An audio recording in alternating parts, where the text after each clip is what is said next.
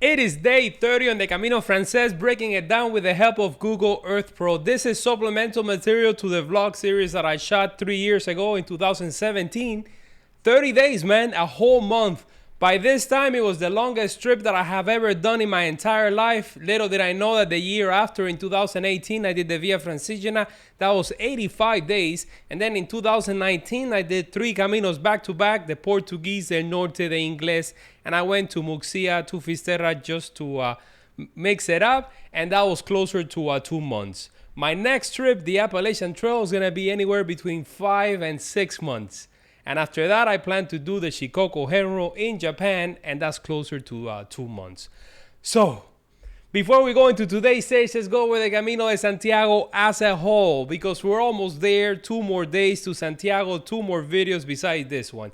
The Camino de Santiago, or the Camino Frances, stretches about 800 kilometers from Saint-Jean-Pied-de-Port all the way to Santiago de Compostela. And as you make your way westbound across northern Spain, you're going to go through different autonomous regions and provinces. And we start with Navarra, followed by La Rioja. And then we enter the massive Castilla y León. Within Castilla y León, we go through Lugo, followed by Palencia, and then León. After that is Galicia. We start in Lugo and followed by A Coruña, where we're going to be entering today. On today's stage, we enter the last province on the entire Camino. 30 days, almost 800 kilometers. Here we go.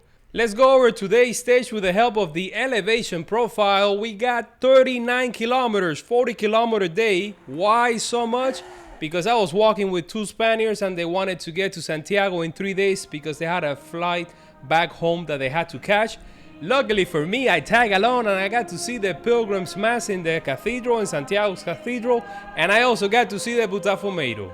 I got lucky because in 2019, when I got back, the interior of the cathedral was under renovation. It was canceled until 2020, and we all know how that turned out. It was supposed to be a 24.5 kilometer day to Palas de Rey, but I walked an extra 7 kilometers to Melides. So I did about a stage and a half. I will do another stage and a half tomorrow, and then finally Santiago de Compostela. The day started bright and early at 6 in the morning because the clash between the pilgrims, the ones that started in Saint-Jean-Pied-de-Port and the ones that started in Sarria, was in full effect. So we woke up at 6 o'clock in the morning, and at 6:20 we were out of the Albergue looking for a place to have breakfast, but everything was closed. I think all the bars open around 7 a.m. And this place was just foggy. You have the massive church here. I mean, it was the ideal place to just be walking out with a torch in your hand. So I bumped into another pilgrim here in the main plaza. I was asking him in which direction I should follow because I couldn't find the yellow arrow, and he pointed me in the right direction. We walked out of the town, and instead of making a left turn here, we actually went in this direction and crossed over the bridge. From here, we have a steep climb ahead. Actually, we're going to be climbing for the next 14 kilometers. We're going to be gaining about 480 meters of elevation.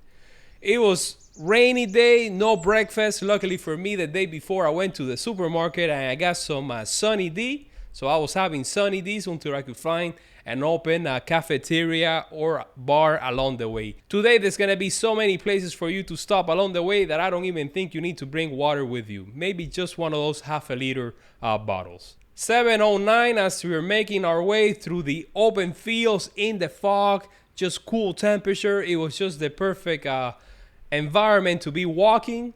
If it wasn't because of the rain, this would have been a perfect day. We're walking, following the main road for a little bit on and off. And this is where I started to hear like a thump in the distance, and I thought it was just like hunters. But later on, I found out that it's just a device that the farmers have to scare the birds away. And every 2 minutes or so, it gives out like a thump sound that echoes in the entire place. I thought it was hunters for sure. 7:25, you get to see plenty of orreos in today's stage. You also get to walk through the forest. Some of the most beautiful forests in the entire trip are always in Galicia towards the end of the trip. These are like small patches, but every time you enter one, it feels like you're in a different place altogether. You got rest areas, and then in the next town, in Gonzar is where we found an open bar. We went in, I had my breakfast, eggs, ham, fries, and a café con leche. I mean, I felt like royalty. I also got a stamp because, as I mentioned in yesterday's videos, you should be getting at least 2 stamps a day from Sarria all the way to Santiago de Compostela. They have a Cruzeiro here, and I also got to see the Chihuahua, the dog that we saw yesterday, the one that we walked with all the way to Portomarín. He was here with his owner, and we walked together for a little bit on today's stage. We're already at the 25% of today's stage. It started raining at 9:13 in the morning. I got to see a pilgrim with an umbrella. It just seemed so funny to me at the time. We're following the road, as I mentioned before. Hospital, you got an albergue in this town. You get to walk by the roundabout, over the bridge, over the main roads, and then back out into the countryside once again. And the next town, Ventas de Narón. Here they have a church, a small chapel, Capella de la Magdalena, where the guy that takes care of it is a blind guy. So you go in with your pilgrim passport, you put it, and he just does the stamping motion. Outside, they have a rest area. They also have a water fountain. This is where I refill my water bottle. They also have a Cruzeiro here. It was drizzling on and off, and after we took a small break here, we continue on walking, climbing, I should say, to the top of the climb of the day. 14-kilometer climbing, gaining about 500 meters of elevation. Now we're going to be here for a little bit, and then we're going to descend almost all the 500 meters that we climb today. 7:37 in the morning, another orreo, couple of orreos in Ligonde. And here I got to play a little bit with a dog that was taking care of some cattle. I saw a farmer riding this small contraction that kind of looked like a tractor. I don't know what it was. And then we continue on walking, detouring from the road at 10:47 in the morning. I got to see the stone marker to Santiago, 75 kilometers. So we're inching away, getting closer and closer to Santiago. Another Cruzeiro, and in the next town, Airexe, we stopped at another bar that was open, and I just had some OJ and a stamp. 10:56 a.m. You got a couple of albergues. You have a water fountain here and a rest area. I remember seeing one of the stone markers that he had like a bag with extra stuff that the pilgrims just left behind. We're walking on a backcountry road for a little bit here, descending, making our way down. And in the next town, Portos, it reminded me so much of the Cuban bakery that they have in LA called Portos, that I used to go there all the time to have pastelitos. So left the small village. We're already at the halfway point of today's stage. If you're going to Melide, if you're going to Palace del Rey, you're almost there. I had to mention that I also saw an uptick in police cars patrolling the area. I saw 4 cops in today's stage. You can tell that there's a lot more people here, and the police is just taking care of the pilgrims. You have Iglesia de Santiago del Estedo, you got Cruzeiros, you got bars, you got albergues, you got everything, man. You're walking through the small country roads here.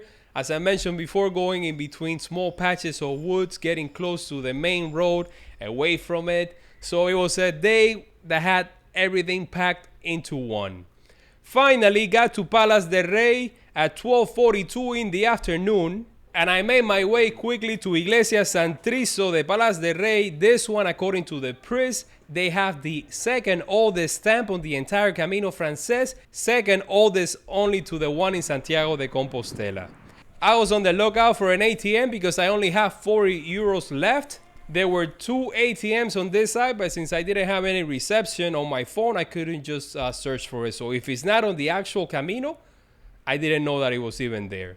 So it was 1 o'clock in the afternoon, and we made a quick stop at a bar to have a pint of beer, and we needed to decide whether we were going to stay or continue on. We were letting our feet air out, taking a much-deserved break. This is where we decided to continue walking an extra 15 kilometers to Melide and trying to gain some ground.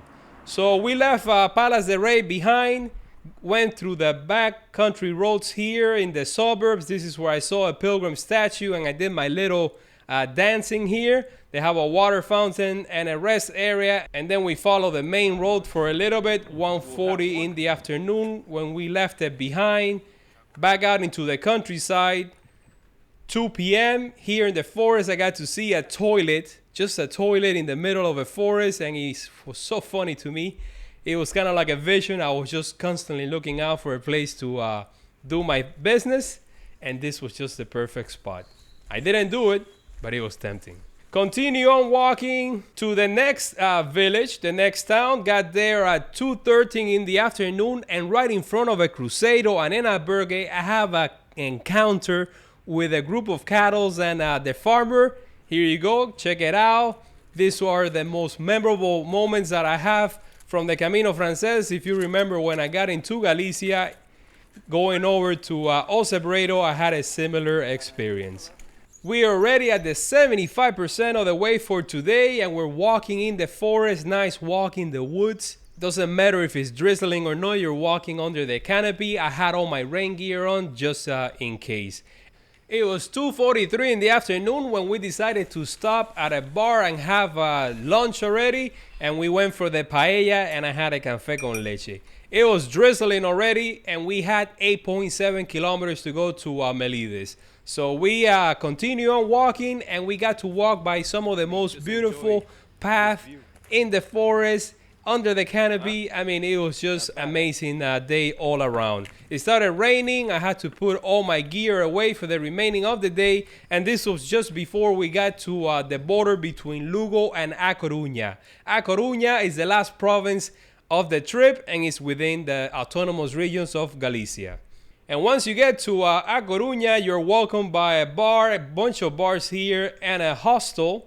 But we decided to continue on. We were almost at the finish line for today. You have Iglesia Santa Maria de Olebreiro in this village. A small Roman bridge, 4:33 in the afternoon as you're making your way into the town of Melide. Walking by the industrial area, the one that we enjoy so much. Not. That every major town has. And then at 5:13 in the afternoon, after walking all day under the rain, we get to walk over another medieval bridge into this small village that's just full of albergues. You can tell as you're getting closer and closer to Santiago, the amount of albergues that you're going to see along the way is just mind-boggling. So you don't even have to plan ahead. You can stay wherever you want. You can just be walking. And if you get tired and decide to stop, you're going to find accommodation. So we made it to the town of Melide at 5:30. I remember here in front of this park, I saw an ATM. I took out 300 euros and it will last me for the remaining of the trip. I'd like to take this opportunity to thank everybody that supported me on the trip, whether it was through GoFundMe, Patreon, or now through the YouTube channel membership program. All the money that I collect goes towards funding future pilgrimage and expedition. And as I mentioned before, the next one might be the AT. We got our room. It was 3 of us, and since this is a private albergue, we had a room with 4 beds. There were bunk beds. I got my top bunk bed. We checked in, fell back into their routine. I got my stamp. I put away my shoes. I actually put newspapers in them to get them dry. I took my shower. The room that we had a view to the roundabout in front of the albergue. And then later on in the afternoon, we went to Iglesia San Pedro de Melide. It was 7:52 at night. 2 more days to Santiago, guys. I had dinner at a bar right next to the albergue, and I just had a quick salad.